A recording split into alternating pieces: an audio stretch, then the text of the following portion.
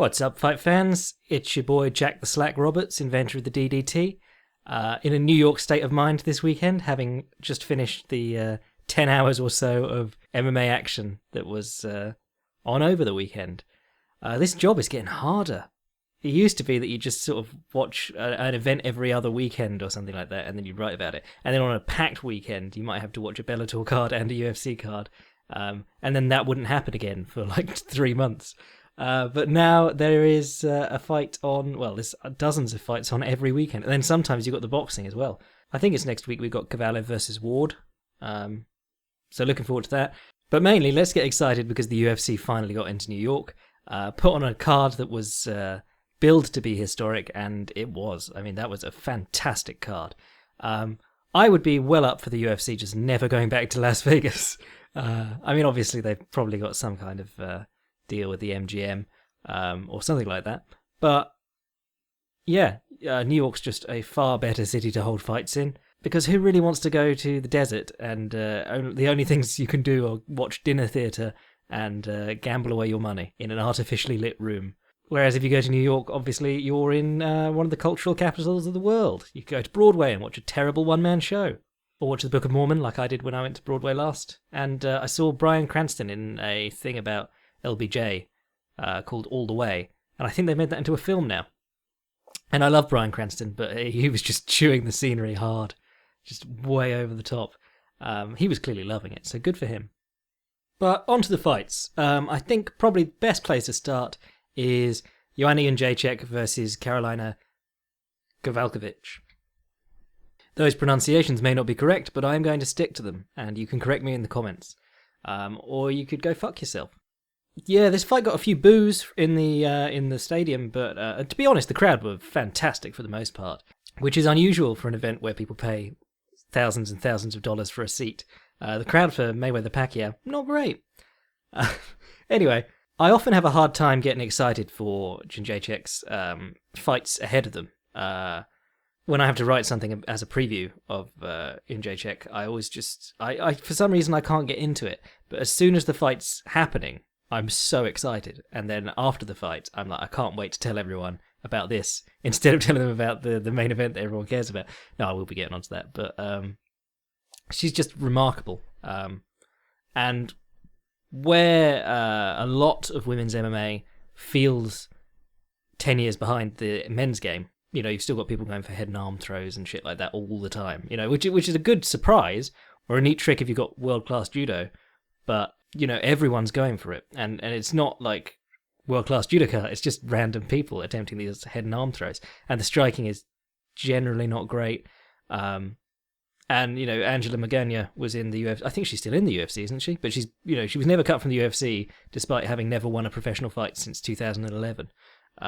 So in many ways, it feels like the women's divisions are about 10 years behind the men's. But Joanna Jędrzejczyk is a fighter who every champion in any division, every fighter in every division could learn a great deal from watching. She's the perfect champion on paper. Not everyone can be Conor McGregor, and frankly, if everyone tried, it would get really tiring. Hint, everyone is trying at the moment, and it is getting really tiring. But that's more his outside of the ring persona. You know, Joanna Jędrzejczyk does so much stuff that even the top men's fighters could learn from. Countering with the elbow on the way in, there was a beautiful... Well, she got clipped while trying to counter with an elbow later on, but there was a beautiful one along the fence where Kowalkiewicz had been trying to get into inside position and get her head underneath Jędrzejczyk's, and because she was coming in so head forward, trying to get underhooks or something advantageous, Jędrzejczyk saw the clean opportunity to just get off the elbow. So she lands this intercepting right elbow into a left hook, into a right low kick, angling offline, and breaks off the fence. Just beautiful. Last week we spoke about Jędrzejczyk backtracking and kicking, and how hard that is, and how she is one of the very few in MMA who does it well. Because obviously you can't kick while retreating. You can fade back and then kick, or you can retreat and then kick, but you have to be on one leg to kick. There's no way around that. You can't physically continue your retreat business as normal while kicking. Whereas you can sort of throw punches while backing up. They just rely on the opponent running onto them if you want them to work. But throughout the entire fight, she was just backing up and landing these chopping low kicks whenever Kowalkiewicz stepped forward. And I think it helped that Kowalkiewicz uses a quite long stance. But just some of those kicks were beautiful. Kowalkiewicz was switching stances a lot, and Jędrzejczyk was using the step-up lead leg outside low kick. So her left leg should step up and kick into the back of Kowalkiewicz's right leg when Kowalkiewicz was standing southpaw. Really useful technique. Don't really see it enough in MMA. Guys focus, and we're going to talk about this on the main event and a couple of other fights. Guys see that lead leg to lead leg matchup in a southpaw versus orthodox engagement, open guard, open stance, whatever you want to call it. And they think, okay, I'm going to start punting that leg. But a lot of the time that leg will be turned slightly in, and you kick in the front of the shin and the knee, and it can all go tits up very fast, even if the guy's not checking the kick. Whereas, if they're standing with their front foot sort of toed in, they're more likely to stand with their front foot toed in than their front foot toed out. It's just more conducive to fast in and out movement. But if they're standing with their front foot a little bit toed in and you kick them in the back of the leg, you can buckle their stance, or you can just really hurt them. It's a great way to mess up your ACL. In fact, that was one of the best techniques that Jerome Labana used to use a lot. He was a southpaw, and he'd step up with his left leg and kick with his right leg, his lead leg, into the back of the opponent's lead leg. Buckled Mike Bernardo's leg with that. Fantastic technique. Another great thing that Joanna was doing, she was landing body kicks even on the retreat, even coming out of clinches backwards. She'd push away on Karolina's face and throw a body kick immediately, jumping into it. So she was pivoting on the lead leg, on the standing leg faster. Very Muay Thai stuff, but very cool. And just a great thing to do, if you can kick the opponent's body anytime, that's brilliant. If you're confident enough that you won't get taken down off of it, might as well go for it. Takedown defense, as always, was bang on point for Joanna. Something she does a lot when she gets to the cage, which I really like, I wrote about this in my article, and I think I mentioned it last week, is the right straight to the body along the fence. People square up when they start getting pressed towards the fence. As their back foot hits that fence and they want to move back a little bit more, they start retreating into their stance and squaring up. And that's a brilliant time to land right straight to the body, which can be hard out in the open. I mean, it's a fantastic technique for boxers who can move very well light-footedly. But when you've got that bigger distance because of the kicking game, it's quite hard to land the right straight out in the open. Unless you're Badr Hari and you're 6'4", then it can open all sorts of doors for you coming back up with the left hook or left uppercut. But for a normal fighter, along the fence is a fantastic place to land that right straight, which wouldn't normally be such an issue, and can really win guys. The body jab is enough to annoy guys into dropping their hands, and you've seen Junior Dos Santos tire guys with it. The average person can probably throw their right hand almost as hard as Junior Dos Santos jabs with his body jab. So if you can, you might as well. And any attack on the body is an investment for later anyway. Jędrzejczyk does it a lot, and you'll notice in the co-main event, Stephen Thompson was doing it too, along the fence. I would really love to see more guys use this. It's fantastic. And of course you can build off it later, but even as a pot shot on its own, it's very valuable. It was Jędrzejczyk who got caught for the same thing that I thought Karolina would get caught with. In fact, Karolina, in all of her fights, you can see her throw her right hand, square up, drop her left hand, and get caught with a counter right hand. It happens a lot. But it didn't happen that much this fight. It just shows that even a very skilled striker has things that they prefer to go to, where a more adaptive fighter could have really used that. It's not really one of Joanna's main things, so she was busy doing other stuff. But when she did go to counter with a right elbow, she got clipped in the head with the right straight, and it was her that suffered from the low left hand and the squaring up. So that was an interesting turn of events, but she was so cool under fire. The mark of a really good striker, and I wrote this in something I was writing on Conor McGregor, I think it was last week. The mark of a good striker is, panic wrestling, basically. If you watch, there was a great interview with Muhammad Ali years and years ago, where he was being shown some footage of Joe Louis versus Max Schmeling, and he was saying, I'm the greatest, look at Joe Louis, he doesn't even know to tie up when he's hurt. And that's a really important part of being a great striker, knowing when to tie up. And, in MMA, a lot of great strikers, that part of their game is completely removed. They can't do that. If you watch Floyd Mayweather, he clinches all the time. If he doesn't like the look of an exchange, or he feels a little bit out of position, or he lands a hard punch of his own and he doesn't want to give the opponent time to respond, he'll tie up. there's this big panic wrestler thing, but it's the right thing to do. You want to slow the guy down. So Jacek gets put against the fence, and then she immediately shucks to the back. It was absolutely beautiful. In fact, I've got a question about Muay Thai clinch this week. I might not read it out. No, I'll read it out anyway, and I'll refer back to this mention now. But the Muay Thai attitude to the clinch is about shucking out under the opponent's arms, looking to get to the side and throw knees while they're turning back towards you and things like that. And she was doing that. You see it in Muay Thai when they've got like a single collar tie each, and the one guy will get underneath the other guy's elbow, push it over, and step out to the side, and then try and switch feet and land a knee to the solar plexus or an elbow across the top with the free hand. Joanna was doing that, and then she was also threatening the back as well. So that's where the Thai aspect of the clinch and the traditional wrestling aspect of the clinch becomes so interesting when you begin playing them off against each other, or using them in tandem rather, which is going to be a theme this episode. So I thought a very brave performance by Carolina, because I'd been fairly skeptical of her chances before coming into this. I didn't think she was going to get knocked out outright, because Joanna doesn't really knock out a lot of people. She really is an attrition-based striker. But I'd watched Carolina's 3 fights in the UFC, and it seemed like the 2 selling points were that 1, she was tough, and 2, she did that cute thing where she stands in the corner with her feet crossed, even when she's like in the middle of a really hard fight. But she impressed me, not so much with her ability, but with her gutsiness, and the fact that she wasn't she was getting outpointed and hurt a bit, but she wasn't trying to survive. She was just looking for opportunities that weren't really coming. Another cool thing Joanna did was the broomstick, when you've got your opponent's back and you insert one of your hooks, but you don't put it in like to take the back, you put it all the way across to the opponent's other leg and you straighten it out and sit down. Great way to drag guys to the floor. Ben Askren favourite. Been seeing it more and more in recent events, actually. Just a really cool little thing that I like, and I spotted it more because I like it, And Joanna did that when she was hurt and managed to get the fight to the ground and keep a hold and recover her wits. Her face was messed up by the end, though. She took a punch on the nose that made it swell to like twice its normal size, and then I don't know what she got clipped with on the side of the head, but her right eye, it looked like it was cut, but it wasn't. I missed a good bit of the fight because I wasn't really looking at the action. I was looking at what on earth is sticking out of Joanna's face. Some nasty swellings on both of them in that one. I'm surprised that with the number of elbows that Joanna was looking for, she wasn't able to open Carolina up. Because, fair-skinned people tend to cut more. And especially Russians and people from that sort of area, tend to cut more easily.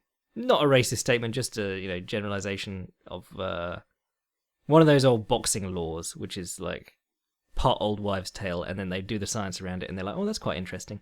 Ferdy Pacheco famously thought that the amount of melanin in your skin affected how easily you were cut.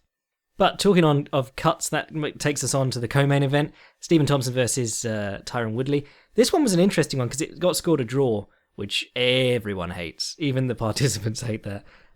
Because it's like the guy who was the champion retains the belt but doesn't feel like it was a win, on paper, which is a bit harsh.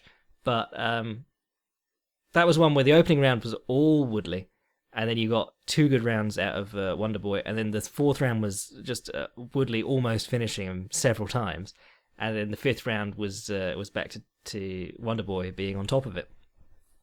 Really, really good fight. Wonderboy working far more from his orthodox stance than I'd seen him in the past, and it was interesting because previously I thought, what I'd seen of him from the orthodox stance was mostly that moneymaker, the 1-2 and then the high kick, and round kicks to the body and the legs. And actually, it turns out that he's more got like 2 different styles of karate, one from each stance.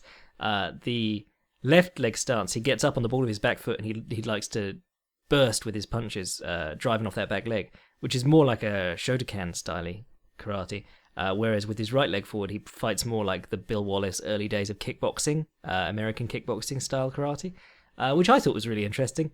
But very early on, a couple of tactical errors really cost him severely. We've seen Wonderboy be such a problem to wrestlers by being so long, managing the distance so beautifully, and using linear kicks and techniques like that. And I said I would love to see him focus more on the low line side kick, because that's the one you can really pick at people with, by slamming that side kick into the front of their knee. And I said he almost seems like one of those people who feels like it's classless to do that, which is a weird thing to do in professional fighting. But there are people out there who don't like using them, specifically because they feel they're dirty. But yeah, the first takedown came when Thompson threw a long round kick to the leg, and it got caught and rode up, or the other way around, and he immediately got taken down. That's the danger with those low kicks against good wrestlers. You're giving them the chance to step inside it. And then he spent most of the first round on the mat, getting beaten up. Did a really nice little off balance. He got his knee through, heading back from half guard to full guard, and he managed to tilt Woodley so that he went back the other way and had to put his arms down, and then he was back in full guard. But in that unbalancing, his hands weren't up by his head, he wasn't protecting himself, and he just caught this little elbow and it cut him wide open. It's amazing because he'd taken some really big ones up to then, and it just really makes clear how random it is when you get cut, what cuts you. Woodley was using what I jokingly call the Dagestani backstep, which in a ringcraft sense is quite dangerous. You're putting yourself on the fence with your back to it, and if you plan on shooting off the fence, as Rustam Kabalov and Ali Bagautinov do fairly regularly, you can eat knees on the way in. But yeah, Woodley stood there, and it was like Thompson didn't really feel comfortable if the guy wasn't moving at him, so he threw that low kick, got taken down. Second round, third round, much better for Thompson, really doing lovely work, especially out of the left stance, pulling away and throwing the right hand counter, remembering to get out of the way afterwards. And then on the subject of tactical errors, Woodley caught him with a beautiful right hand coming across the floor, and then he caught him with another one, put him down really badly, and it looked like he was on the verge of being TKO'd. And then Woodley grabs a guillotine and holds it for ages, which is, you'll recall when Tito Ortiz fought Ryan Bader, he clipped him, hurt him, and then jumped on a guillotine. And at the time, everyone said, "Oh, what an old school move." That was very, that's something you see out of a veteran. You have to have extreme confidence to go to your back with a guillotine like that. And in this fight, you saw the reason that typically most high-level gyms have gravitated towards advising against that. Because if you grab the guillotine on the guy and you can't finish it, you might be tiring him out, but he's got his head back together. He's only going to be dazed so long. And while Stephen Thompson was in great danger of being finished with that guillotine, he did use the time to recover. And, perhaps if Tyron Woodley had stayed off him and kept trying to load up on punches, he might have been able to finish him. But that was absolutely fantastic. I mean, as a fight fan, that was incredible, Thompson trying to get his head out, and then Woodley was trying to switch grips from over the arm to no arm guillotine, so trying to get his hand in front of the chest of Thompson, and Thompson kept digging his arm back through so that he was ensuring that the choke was arm in, because for the layman in the audience, finishing the arm in guillotine is a little bit harder than finishing an arm out guillotine on the neck, because you're trying to close a space and they've got their shoulder in the way of it. Typically, you have to sit up for an arm-in guillotine, and you have to try and gooseneck so that your wrist's right on their larynx. But for a no-arm guillotine, you're just trying to get the forearm across the throat. Great fight. If they want to do the rematch, I'll watch it again. But it sucks for Damian Maia because he was, it was him and him and Thompson were both sort of due a title shot, and now Maia's going to have to sit around and wait. Well, main event, Eddie Alvarez versus Conor McGregor. Rough one for Eddie. I mean, in terms of stylistic matchups, this was always going to be a hard one because he is a fighter who does a lot of his work with his hands. He was giving up reach and height to McGregor, about 5 inches of reach plus height, so a long bit of range. And we talked about double rights last week. He was trying them. The problem with the double right is that, like the double jab, if you're just like trying to get in and punch on both, you can end up exposing yourself just as much as you would for a regular punch. It's really double rights like Julio Cesar Chavez style. We're talking like flicking it out twice and making sure that it comes back, and you're staying on top of your feet and you're staying in your guard and you're expecting the counter to come back in between. The point of the double right we were talking about last week when we were talking about it as a possibility is that McGregor's going to go back and try and counter on the first one, so you throw something non-committal so that you're ready for it to come back. But a couple of occasions he goes for the right straight to the right hook, and in between the two he gets clipped with the left hand back step counter. That counter is just working so well. Loads of stuff I noticed about McGregor in this fight. I mean, watching it was a bit of a blowout. He was in control the whole time, but really got to see more of his habits in action. I'm really looking forward to writing a Killing the King McGregor, which I can do when he actually defends a title. It's been sort of hard to frame that as a Killing the King when he's challenging for the lightweight belt. But I'm really looking forward to writing that, because I don't want to be a dick and tease you too much with this, but there's some interesting stuff that I noticed about him. I think definitely, he talked afterwards about attributes, but I think definitely as a smaller fighter, you don't want to be standing on the cage. You want to try and get on him quicker.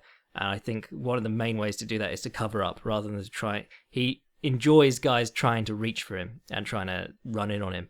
And it just doesn't work when he's got that left counter. Because he's not like, the counter lands in a different place every time. It's like sometimes temple, sometimes jawline, whatever. Sometimes on the forehead, and it still does the damage because the guy's reaching for him, like Chad Mendes. But he's punching into an opening. He's not punching for a specific target. The opening is that when the guy throws his right hand and it falls short, it comes back to guard slowly.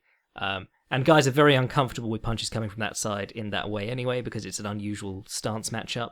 But really, just not offering that opening seems to be the best way to get in on him. Nate Diaz did that when he was tired of getting countered as he was reaching with jabs. He realized that if he just put his guard up and walked in, McGregor would throw stuff, it wouldn't land as clean. And then they'd be in an exchange afterwards. I mean, anyone fighting McGregor knows that denying that counter is the most important thing now. I'd love to see more right kicks to the body, actually. Kicks are always going to be the longer weapon than the punches, especially if you're both the same height, but for a shorter man, you can make that sort of work. And it makes it easier to stay on your guard and make sure your shoulders and elbows are up. Won't go too much into the details of Killing the King sort of stuff, but absolutely fantastic performance from McGregor. I wrote an article probably about 2 or 3 years ago called Conor McGregor is the Future of MMA. And I was talking more the interesting techniques he was bringing to the game, like that backstep left counter and the fact that he was pushing forward in order to draw out a counter punch to counter the counter, which you still don't see enough in MMA. You still don't see it enough in high-level boxing and kickboxing. And the front snap kick and the wheel kick as a herding weapon, and the back kick as a herding weapon. But I wasn't expecting him to become a 2-division champion or anything like that. So that's pretty incredible. And the eyes that he's got on the sport, couldn't be more grateful for that. But to be honest, this week I was so bored of all the hype around the fight. It feels like, it's probably not the same if you're a casual fan, but it feels like every week I have to watch Conor McGregor and then someone pretending to be him, and then like 3 other people also trying to be him. But it's tough. I mean, he's found the secret to selling a lot of tickets and pay-per-views, and everyone wants to copy that. But apparently D is expecting a baby, and he's going to take some downtime, so good for him. I think he's in a very interesting position because the UFC didn't want anyone to hold 2 titles for a long time, because you headline your pay-per-views with title holders. If you've got 2 titles on one guy, that holds up 2 divisions, and he's only going to defend 1 belt at a time. Unless, if he defends the belt against Frankie Edgar or Jose Aldo, can they insist that the higher belt is also on the line? It's a weird thing. But now he's in the position where he can sort of call his own fights, the Mayweather-style position. And that's not to say that he'll duck anyone, but the interesting thing about letting him have the title shot, almost off the bat, is that guys have to prove a consistency in a division to earn a title shot, usually. And really, we haven't seen a lot of McGregor at lightweight. We've seen him in 3 fights, and he went 2-1. And if a judge had seen it differently, the second Diaz fight, he could have been 1-2 at this point. But they probably wouldn't have given him the title shots anyway. But Eddie Alvarez is obviously interesting because, firstly, he is a guy who relies on his hands a lot, and secondly, he's a very short for a lightweight, generally. I mean, obviously, Frankie Edgar competed in that division, but you've got guys like Donald Cerrone was like a 6-footer in the lightweight division, and tons of guys who are 5'9" and above. And, of course, tons of wrestlers. So you're in the position now where Conor McGregor could just fight whoever he wants, and there are guys... Well, this is the nature with every sort of guy who gets built up as unbeatable. They're not unbeatable, they've just beaten some very, very good guys. No one's really unbeatable. There could be like the number 25th ranked in their division might just bring some weird stuff that matches up weirdly with them. But certainly, whoever he's got next at lightweight is a tough fight, even if it's Nate Diaz, because they have that history, and Diaz, even doing the same thing he does in every fight, is a difficult fight for him. It was a weird choice to bury Khabib on the undercard, with the implications of a win for him. But then I think they probably want Tony Ferguson to go first or do that Diaz rematch. But Khabib was the star performer of the night for me. I was blown away, not just because he was so dominant, but by so interesting. What I love on the ground is interesting styles. This is why I love. If you've read the pieces I did on Minoru Suzuki, I love looking at his style just because it's so weird. Josh Barnett is another one. He's got that really interesting catch wrestling sort of style.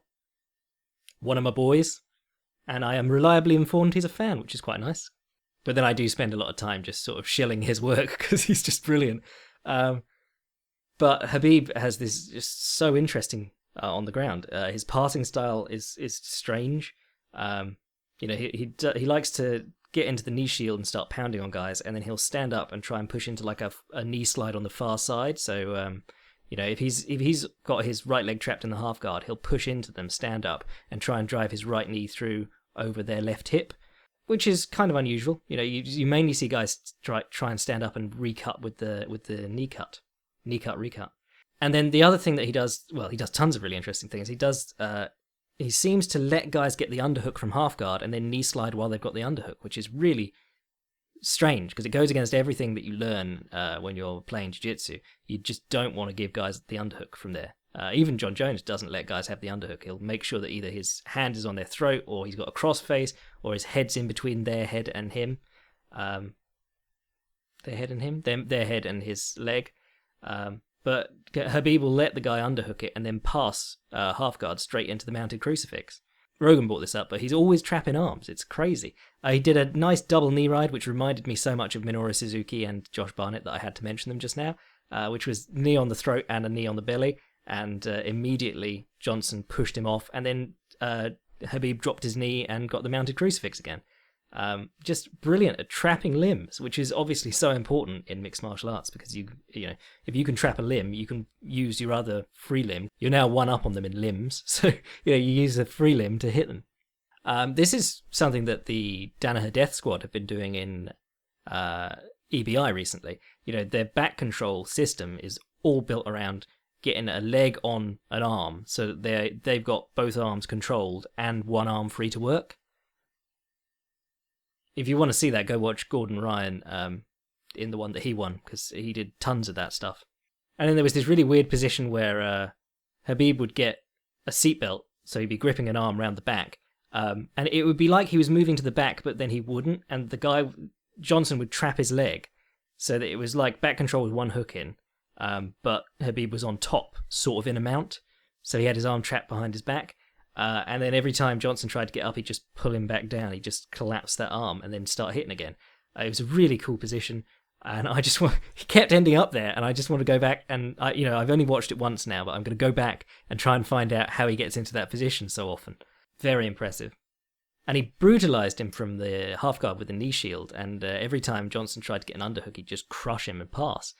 It'd be really interesting if Khabib was into the D'Arce game, because I feel like he could have some success with that. But obviously he prefers to stay on top and hit, and he hits well from the top. He's reminiscent of Fedor, where you got those wide arm punches that don't seem to be like a whole body punch, but still seem to hurt a lot and move heads. I would have had no problem with John McCarthy stepping in and stopping it in the second when Johnson had just absorbed like 70 blows to the face and not done anything about it. There are people who get mad about the stoppages like BJ Penn versus Matt Hughes or Kimbo Slice Roy Nelson, where you get trapped in a mounted crucifix and they're not hitting with like all the force in the world. But if that fight went on forever, you wouldn't be able to get out of that position. So, it's one of those ones where it's almost like you have to stop it. Unless they give you the thumbs up, then it's all okay. The Uriah Faber guard. But yeah, standout performance of the night. But his striking looked so bizarre in the first round. And he was getting hit with long left hands too, which is not a good sign if you're going to fight McGregor next. One of the other things I was going to say about short people versus McGregor is that when he's counterpunching with his left hand, he's firing through the opening. When he's leading with his left hand, he tends to have to fastball it. try and sneak it between the guard. And he does that well, but he also throws himself forward and leans when he does it. He's a lot more off balance when he's leading with the left hand than when he's countering with the left hand, which is like a skip back, and he's upright and erect straight back when he's doing the counter punch. But when he's throwing the punch off the bat, he tends to lean a lot, and that got him check hooked a lot by Nate Diaz. That's the main reason that I think, as a short man, or a person giving up reach and height to McGregor, or one or the other, giving up range to McGregor. We discussed that in week 1. Go back and watch it. But if you're giving up range to McGregor, probably best to try and get in on him. Just put up the guard, get in on him. Because you don't want those fastballs coming down the middle of your guard. If you're a taller man fighting McGregor, or someone like of equal height and reach, might as well make him come to you, because he's going to have a harder time just relying on the speed to get that left hand through. And if you can draw him into those leans, he's a lot more counterable. Counterable? Is that a word? Available for a counter. But yeah, Johnson was connecting left hand straight through the guard, and Khabib does this thing where he's the scariest guy in the division, but whenever a punch comes at him, he looks terrified. His eyes wide open, his chin's up in the air. He's doing this weird stonewall guard thing that doesn't really look like it's convincing anyone. And then in the second round, he seemed to get his timing down, and he's got some nice combinations with his hands. He's just so uncomfortable looking. And looked very hittable early on. So that'll be really interesting. I mean, I really wanted that Donald Cerrone fight a while ago, because Donald Cerrone is so good from the guard and off his back, and could trouble Khabib with the striking. Would have been a really good test for Khabib. But, I mean, this is the second biggest win of Khabib's career. He's always been terrifying, and he had that win over RDA, but he really hasn't fought a lot of top-level guys. And this was a huge statement. Which is why I've prattled on about it for so long, because I just fucking loved it. What else happened? Weidman did a good job against Ramiro, I thought, for most of the fight. Ramiro's trip. I mean, a trip generally, as a if you're breaking it down as a physics thing or a principle thing, you want to move the opponent's weight from over their legs to a position where they would have to step, but you have blocked their foot from stepping. As opposed to a sweep, we're talking sweep is where you're getting their balance off their leg and then removing their legs out from under them. Whereas most of us would have to walk and step and pull the guy around and then trip him. Ramiro seems to just be able to move guys with his hands and then trip while he's not even stepping. It was really cool trip. Moved immediately to the back afterwards like a cat. Need to start supplementing my taint, or tainting my supplements or whatever. Moving like that at 39 and looking like that at 39. There's good genetics, You can understand why guys are suspicious of him. I've got a question about this week. We'll be doing that in a minute. But other cool fights. Meisha Tate retired. Good on her getting out while she's young and beloved. The people seemed really on her side when she retired. Boech versus Natal, which looked kind of like a fight from 2012. Just not very high-level striking on display, but a knockout nonetheless. Vicente Luque, I can't even pronounce his name, but versus Bilal Muhammad. That was the left hook knockout. Something of Joe Frazier is left haunting the rafters of Madison Square Garden, because that was a beautiful left hook. And that was just an example of why I'm always saying trading punches with someone who's got a good left hook is, dangerous. It's the king of the counters. If you've got a good left hook, you can cover up and throw it blind. And if the guy's in range and opening up, you've got a good chance of knocking him out. On the subject of great left hooks, Douglas Lima this weekend fought Koreshkov, the guy who brutalized Benson Henderson. Koreshkov kept trying to take him down because in the first fight he was able to very well. Lima, beautiful butterfly sweep from with an overhook, and he came up off that beautifully. BJ Penn did that a couple of times against Frankie Edgar, I think in their second fight. Overhooked butterfly guard, very cool position to use if you're good at it. Andre Galvao will start sweeping with the overhook butterfly guard, get up from his, use his hand to get up, and then try and snap him down for the front headlock. A really cool little technique, which not a lot of guys can do, because not a lot of guys are top-level jiu-jitsu guard players and good at wrestling too. But yeah, Lima managed to stay off his back a good amount, and then eventually Koreshkov opened up, ate a counter left hook, fell to the floor. Lima looked so on point against Paul Daly, his left hook. He was timing the guy with the scariest left hook in the division. He was timing him so that when he squared up to start throwing it, he'd beat him to the punch with the left hook. It was really sweet. Both those lads are something to be looked at. Koreshkov and Lima, good fighters in a very busy division. Edgar versus Stevens, that was all about pace. Lovely stuff from Frankie Edgar. Jeremy Stevens trouble cutting the ring, as always. Really nice little sequence at the end where Frankie Edgar came out of the clinch with an uppercut into a right straight. That was a favourite of Matt Lindland. He liked to, when he felt like the clinch was being, when the guy was sneaking out of the clinch, he'd try and throw the uppercut and then right straight and then dig in the underhook with the punch that just used the right straight. So the uppercut stands them up and then you fire the right straight to get their hand up and then dive in under it for the underhook. Cool little sequence. And that'll cover us for the fights for this weekend, I reckon. So really good weekend of action. Amazing first event for New York. I'm sure that they probably broke the pay-per-view record. Their pay-per-view record's like 1.6 million, which is either Diaz versus McGregor or one of Brock Lesnar's fights. Just astonishing how this sport's coming along. Really great time to be involved. And what a treat that fight card was. Right, let's do some questions. Jack, with the recent development that Jones popped for a boner pill, can you do a breakdown of how the truly elite levels of MMA lead to erectile dysfunction in men?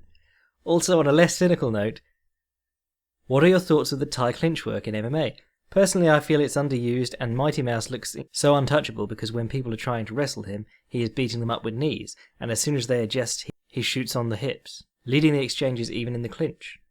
Also, can you speak to how effective you think the triangle choke is in MMA? From what I can see, 90% of the time people tap, it's out of habit, and when you really fight against it, it usually isn't effective enough to put people to sleep, excluding a very few truly elite BJJ players. Long-time lurker and fan of your work. All the best, Josh. Right, let's start at the top then. John Jones. Yeah, we're getting into deliberate naivety territory there. I was on a weight training forum the other day, and one of the top posts was, how can I get a body like Schwarzenegger without steroids? And there were genuinely people there, like long-time people who'd been in weight training and bodybuilding and things for a while, and they were insisting that it was possible under like freak circumstances if you have the right genetics. And I was just, it's not. Arnold Schwarzenegger had incredible genetics and steroids. Anyway, I will not cast aspersions on John Jones, but the boner pills in question, they tested 4 of them. All of them came back positive for a third substance called tamoxifen. John Jones's tests did not show any signs of tamoxifen, so that's a little bit questionable. On an unrelated note, were I a manager and one of my fighters to test positive, knowing what a shit show the American supplement industry is, I would go and buy as many supplements as possible and look for one tainted with the right substance, and then claim that my guy had been on it all along. But that's just me. I am sure that has not been the case for every other tainted supplement failure during the USADA era. Next question, triangle choke in MMA. Yeah, you don't see them as much anymore. I get this question a lot, actually. What happened to all the triangle chokes in MMA? Where did they go? I think partly it's because it is quite easy to lame people out from the guard. The triangle is a choke that's shut down just by knowing what you need to be doing all the time. 2 hands in or 2 hands out. Even with a really good guard player, a lot of the time you can just lame it out, put on the bicep ties, stall. I would say a lot of it is to do with a lack of setups. You're not going to hit a guy with a right straight off the bat unless he's bad. I don't think there are enough fighters who really chain their submissions and sweeps together well. You'll see the occasional one, like a Joe Lozon will hit a hip bump into the triangle. Beautiful combination from closed guard. GIF hits the front page of Reddit MMA every time because it's such a cool technique. But there's too many guys who are just looking to like use the hand push triangle, the standard, get the collar tie, get the hand, push the hand, throw your leg over, try and lock up a triangle. And really those don't work all that often unless the other guy is tired or making mistakes with his posture. There are some great resources available on the triangle. Ryan Hall's 2 sets on the triangle, the one that he did no gi and the one that he did in the gi, both amazing. Weirdly enough, he's become known as a leg lock guy, despite his 200 submissions in tournaments with the triangle choke. But yeah, that's a fantastic series on some setups and mechanics of the triangle generally. A lot of guys, there's a problem with getting the triangle, and then if you've got a sweaty dude in your guard, they can just shuck it off. Fedor made a career of just shucking off triangles, and he was doing it to guys as good as Big Nog. Once you get slippery, and then if you throw water all over yourself like your Romero did the other night, and then looked at the referee like, why? What did I do? When the guy was toweling him down. You can make it hard to maintain the threatening the triangle position. once the choke's locked in, it's a little bit harder. And of course, slams make it a lot more difficult. The surprising number of guys who forget to grab the leg as soon as the opponent starts standing up to slam them. And the additional thing about the slam from inside the triangle is that it's essentially a legal jumping headbutt. Even the most famous slam knockout of all time, Quinton Jackson over Ricardo Arona, basically just a headbutt. Jackson gets up and he's got like big teeth marks in his forehead. Not to say it's not awesome though. But then slams from the guard also are an interesting one because you're basically attacking the back of the opponent's head by slamming it onto the mat. Every other strike you can use to the back of the opponent's head is illegal, but if you slam him into the canvas, that's totally okay. Another great resource on the triangle choke is a book called Mastering Triangle Chokes by Neal Melanson. And Neal Melanson is a guy who sort of stays under the radar quite a lot. Apparently he doesn't get to compete or roll as much as he'd like to because he has, I can't remember what it is, but it's a degenerative, I think it's nervous disorder of some kind, but he has some health issues that prevent him from training like really, really hard. But like from all accounts, he's incredible in the gym. And every piece of instructional material I've seen from him has been masterfully put together. He's got some really interesting setups. And that book is basically like 100 ways to get to the triangle position. Interestingly, a lot of the best triangles you see now come from top positions or in sort of like a scramble where they take top position and then they know they're going to lose top position, so they swing the leg over and get the triangle. Who was it scored one the other day? Oh, I can't remember. But we all remember the Chael Sonnen Damian Maia one. That was fantastic, where Damian Maia hits like the lateral drop straight into the mount, but like a mounted triangle position. Marcelo Garcia, who's not famous for his triangles, finished, might have been Leo Vieira, can't remember who it was, but he won, I think it was his last ADCC title. He was using like the shoulder of justice pass into mount, but he jumped over the guy's near hand because the guy was trying to push his knee back down into the guard, and he jumped the guy's hand and landed in a mounted triangle and finished it from there, which was really cool. But then, of course, attempting triangles from the top means being comfortable going to your back, so they're also quite rare. So between the sweat and everyone knowing that standing to pass is far less likely to get you submitted, and the strikes and the ability to lame people out, and being able to just deadlift the guy off the floor and slam him, triangles have a hard time finishing in MMA, and there just aren't that many guys who practice them religiously. I mean, Paul Sass is a great example of a guy who did. He was happy to pull guard and attempt a triangle. I think Giofrida Pepe, whatever his name is, the guy who looks like Enzo Amore, he hit a jumping triangle along the fence, which was really cool. In fact, while we're on the subject of that, it was an overhook and wrist control, and Joanna Jędrzejczyk used that same position to pass the wrist control to the hand that was overhooking, so that she had both hands controlled by one hand, and land an elbow across the face with the other hand as Carolina tried to free her hand. That was a really cool position. John Jones used it against Daniel Cormier too. And there's some really old footage of Gentleman Jim Corbett showing exactly the same grip and using the free hand to punch. Pretty cool, I thought. But submissions in high-level MMA are just getting rarer anyway. I think it might be something to do with that new mode of thinking that doesn't like giving up position or getting stuck in any one position. Like Daniel Cormier and Cain Velasquez famously don't put the hooks in. They just like to ride the turtle and throw punches so that they can't, if you get on the back and then the other guy rolls so that you're underneath him on the back. Henry Akins did an interesting article about this, where the back is not just one position. Top of the back and underneath the back are two different positions, and one is significantly worse than the other. To be honest, nowadays, the most submissions you're seeing tend to be things like Darce chokes. The guillotine is still a popular one. It's mainly just getting on the neck in a scramble, and normally while wrestling.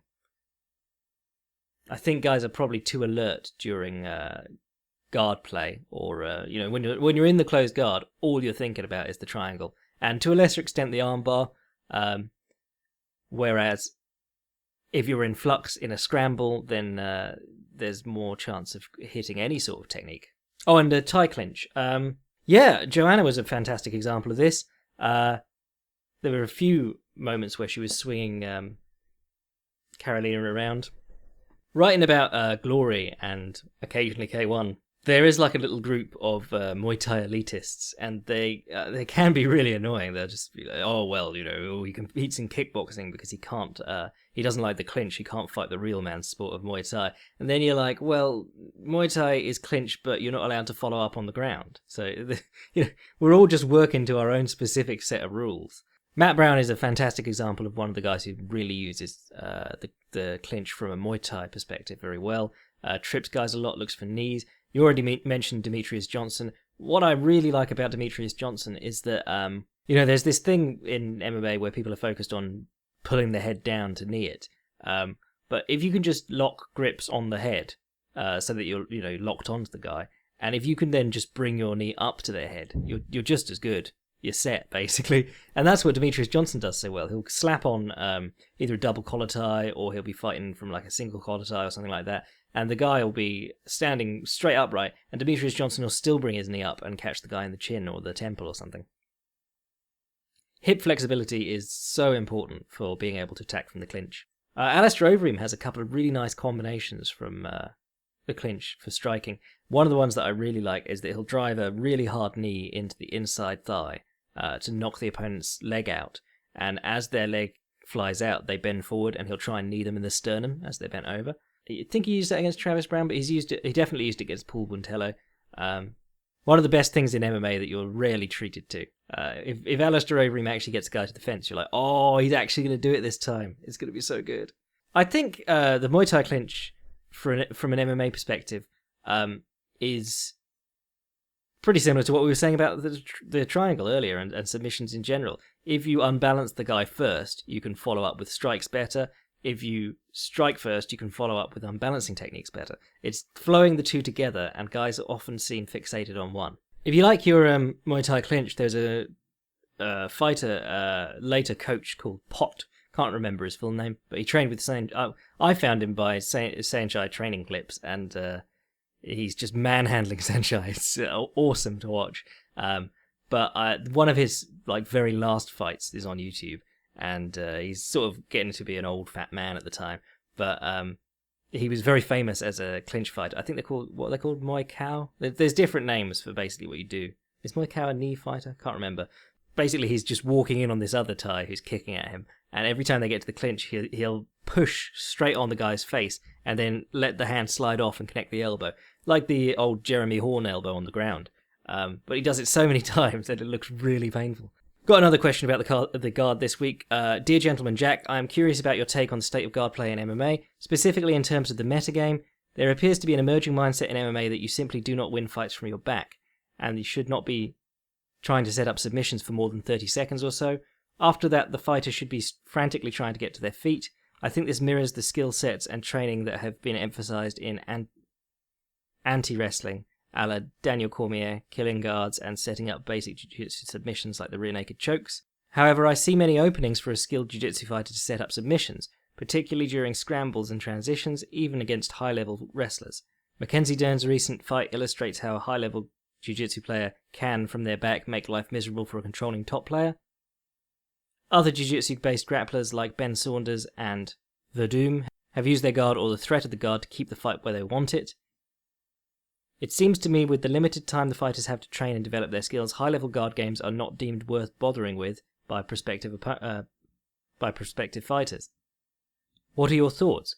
Is the high-level guard game reserved to sports BJJ, or do you think we will be seeing a resurgence in the coming years? Is it really so awful to spend a couple of minutes on your back and potentially give away part of a round? Maybe I am biased because seeing a finishing sequence from the back always seems like the most impressive way to end a fight. Thanks for all the great podcasting work, from Jonathan. Yeah, I mean, that's linking back to what we just said about Daniel Cormier and people like that not putting in the hooks and just trying to stay on top at all costs. Guys who are training MMA are grappling every day or, close to it. And most gyms, you either start from the feet, or if you are taking a lazy day and you're starting from the ground, most people alternate turns on top. So guys are training off their backs plenty. I think it doesn't help that the gi game is also so important to a lot of top-level jiu-jitsu guys. Most of the submissions you see from the guard from high-level jiu-jitsu players in jiu-jitsu are done with the gi jacket. It's spider guard stuff. Most of the passes are done standing, so that really is more to do with the De La Riva and the reverse De La Riva game, which aren't really submission-based games, especially no-gi. You're talking about coming up on the single or attempting roll under sweeps, kiss of the dragon, whatever they are. Attacking position, trying to get underneath people rather than attacking submissions, which tend to be upper body affairs. You'll see the occasional knee bar. Calf slicer, even the calf slicer nowadays is mainly used as a sweep, as an attempt to take the back. Zhao Miao is fantastic at that. And he has an amazing name too, Zhao Miao. Sensual name. Mind you, he might have just got tired of his hands being fucked all the time. If you see a photo of the Miao brothers' hands, it puts you off playing Spider Guard for life. You mentioned Ben Saunders. He's an interesting example because he's a rubber guard player, and anytime you talk about rubber guard, it gets a bit gimmicky. You know, I don't want to be like, oh, rubber guard is amazing, there's just not enough guys trying it. But what I do like about the rubber guard for MMA is that one of the most annoying things for the top player in close guard in MMA is the elbows to the top of the head. You know, Chad Mendes against Conor McGregor, that was all Conor McGregor was doing. And Chad Mendes was like, those are illegal. And the referee was going, no, they're not illegal. You know, and if a guy's appealing about that, it means he's getting hurt by them. Or they're at least putting him off what he's trying to do. And the thing about the 10th Planet guard game is that because you're using your legs and one forearm in front of the collarbone, or, you know, in front of the shoulders, you basically lock the guy in place in your guard, and you freed one hand to work. So I can't remember who Ben Saunders fought, but he like trapped him in a whatever rubber guard position it was, either invisible collar or muddy waters or whatever they're calling it. And he's just raining elbows from underneath on this guy. And those are the sort of guards that I feel are going to put people off chilling in the guard. Whereas if you're just attempting submissions or sweeps or stand-ups, the guy's going to be happy to just stay on top of you. The thing about elbows to the head is that they do convince the guy that he doesn't want to be there, especially because they're quite low effort. You know, you can just keep chucking them out, and the guy doesn't get that break that, oh, he's attempted that big triangle or that sweep into the triangle attempt, or an arm bar came close, but now I'm out, and he's not going to attempt that for a while because he showed me his hand, and two, he's probably tired from the first attempt. There's no sort of weathering the storm with elbows to the top of the head. And I'm always cautious about like advocating that too much, because as a guy who loves the striking game, I understand that the consensus in jiu-jitsu is that the working from your back is not a striking position, but that one strike seems so effective, the downward elbow. Well, it's not really a downward elbow in terms of gravity, but it's downward in terms of from the top of your head to your toes. Yeah, I mean, the dangerous thing with people like Mackenzie Dern and stuff like that is that they are fighting essentially nobodies. Like, Crone Gracie pulled guard on a guy in his first fight, and everyone went, oh, pulling guard's coming back. And you're like, no, he's not going to be able to do that to, like, I don't know, who's a lightweight outside of the UFC that he might fight eventually. Well, he's fighting Kawajiri next, which is a rough one. You know, maybe he can submit Kawajiri from the guard, which would be super impressive, because Kawajiri spent his whole career just getting into the guard and smashing on people. But pulling guard on Kawajiri, probably not a good idea. I don't think he'd want to do it. Anywho, we're running a bit over time now, so I think we'll leave it there. Subscribe to the Patreon if you're not already subscribed. We've got 2 history episodes online. Should have another one coming in a few days. Subscribe to the YouTube if you've not already done so. Send your emails to fightsgonebypodcast@gmail.com. And I'll catch you next week. Conor bless.